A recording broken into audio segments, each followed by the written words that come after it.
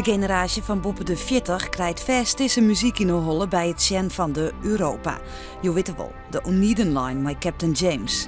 Europa is een bark van 56 meter lang en 100 meter breed. Het vat over de hele wereld en is dit hier 100 jaar oud. Het had al 2 jaar net in Nederland geweest, maar nu leidt het in Haans met de Friese kapitein Klaas Gaastra. Ja, daar ben ik wel een beetje trots op.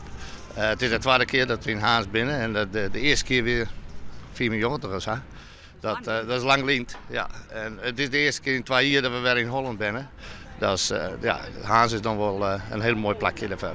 Onboord ik 2 Haanser jongens, Menno en Olger. 2 weken zielden ze mij als trainee. Ik had nog nooit eerder op een talship gevaren. En het werkt heel anders dan als zo'n bruine vloot. Een 13 meter jacht, het is gewoon een heel ander effect. Je hebt die 3 masten, het is gewoon een prachtig schip. Arjen Mintjes van Sail Harlingen is tegenwies met de komst van Europa. Het is een mooie uittraap voor Talships 2014. Dat lijkt nou aardig op schema. Financieel in ieder geval met de gemeente alles groen. We zijn nou drokdwanen met de provincie. Die het hectare zijn, 4 ton gemeente, 4 ton provincie. En we zijn met de sponsors van het eerste oer, die Bluers trouw. We zijn nou drok aan de gang met de gruttere sponsors.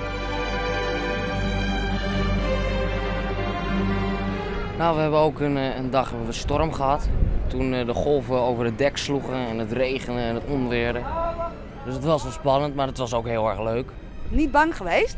Nou, niet bang, maar ja, het was natuurlijk wel even, want je lag net in je bed en in één keer ging de boot helemaal zo. En alles viel uit de kasten en overal dingen kapot. Europa is morgen ook open voor publiek. En oors moet je wachten ont juli 2014, want ook dan is de bark in Haans aanwezig.